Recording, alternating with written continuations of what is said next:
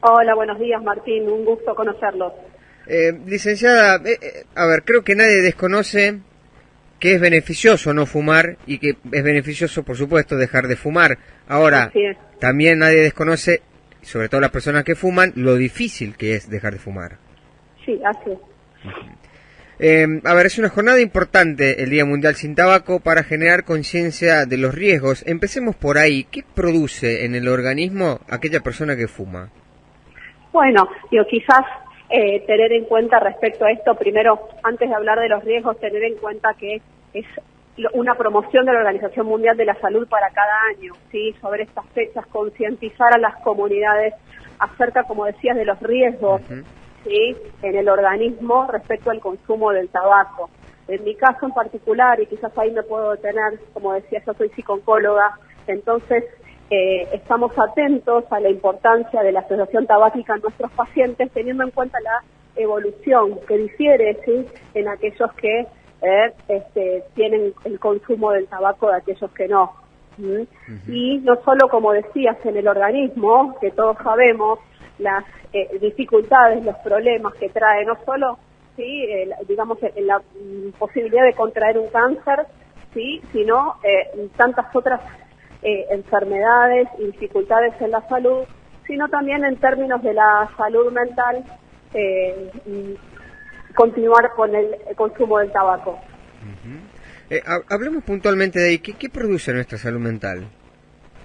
Bueno, está asociado muchas veces a algunos perfiles psicopatológicos, ¿sí? Algún trastorno del ánimo, por ejemplo, personas con depresión o personas con ansiedad, y a veces el tabaco viene a intentar velar algo de ese malestar emocional. Por eso es que a veces, como vos bien decías, es que se hace tan difícil dejarlo, porque viene a compensar alguna otra cuestión.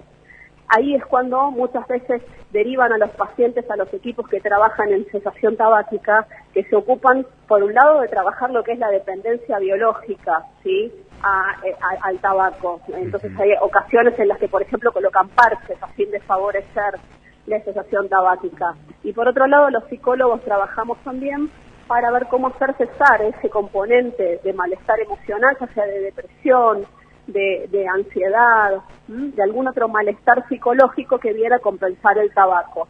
Ir a hacer esa modificación es como ir a sacar una pieza del rompecabezas, en donde, bueno, hay algo del sistema que se desorganiza. Y ahí la importancia de poder trabajar todo aquello que surge a veces a la superficie cuando la persona intenta dejar el cigarrillo. Podría, a ver, como para que entendamos, ¿no?, hacer una comparación. Por ejemplo, aquellas personas que están angustiadas o ansiosas y van a la heladera y se empiezan a desquitar con lo primero que encuentren, eso que denominan el hambre emocional. ¿Sería algo parecido, pero reemplazado con la comida, el consumo de tabaco?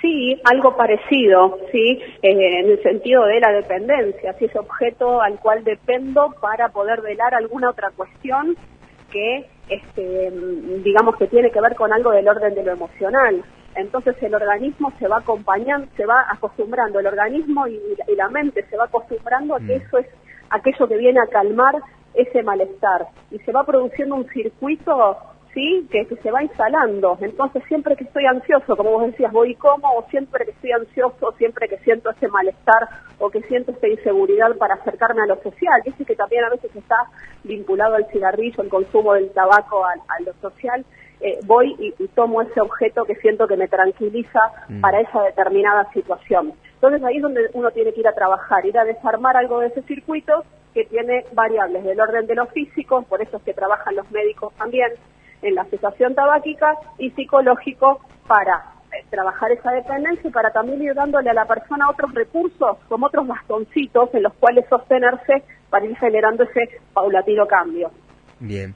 Licenciada, ¿qué recomendaciones, qué consejos o qué ejercicios se le podría dar a la gente que fuma, que se propone dejar de fumar para atender, no lo físico, que eso me imagino que tendrán que tratarlo de otra manera, sino lo psicológico, de eliminar esa dependencia que tienen? Sí, hay recomendaciones, ¿sí?, en salud mental para intentar la cesación tabáquica. De hecho, hay también grupos, hay personas, hay programas que se dedican exclusivamente a esto. Para traer algunos tips muy sencillos, primero reconocer la intencionalidad, el por qué uno quiere dejar de consumir el tabaco, ¿sí? Por qué se quiere dejar de fumar, ya es un punto bien importante.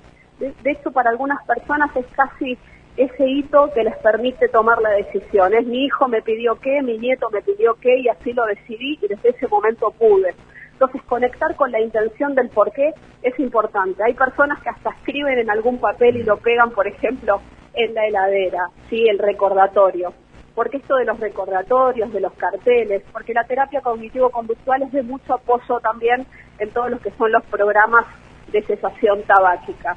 Ir viendo cómo vamos modificando la conducta para que acompañe a esa modificación que estoy intentando hacer. Bien. Licenciada, he escuchado mucho que algunos que saltan del cigarrillo habitual a los cigarrillos electrónicos con propósito de dejar de fumar. ¿Esto realmente puede ser efectivo o es cambiar el hábito pero seguir siendo dependiente del consumo de tabaco? Sí, bueno, entiendo que hay algún dilema también en relación a lo médico respecto al cigarrillo electrónico. No voy a meterme en esa área yo que soy psicóloga, pero sí, el tema es ir cambiando por una dependencia muy parecida, es decir, ofrecerle al oral algo que lo reemplace. Entonces, digamos que no es el camino más adecuado cuando uno intenta, como te decía, desarmar ese circuito para correr una pieza. Más bien es volantear hacia otro lado. Entonces, el cigarrillo electrónico no sería la mayor recomendación. Por eso los programas, como te decía, van por otros lados. Hay otros desde lo electrónico, inclusive desde la modernidad, de otros recursos, como hay algunos programas que tienen apps al teléfono, sí, que también ayudan, sí, dan una suerte de recordatorios, foros, etcétera, donde las personas pueden sostenerse en algo de lo electrónico, pero cambiando la conducta, que es lo que uno intenta hacer, algo de la modificación de la conducta. Claro. Licenciada, ¿cómo se puede obtener información respecto de las actividades de la Liga?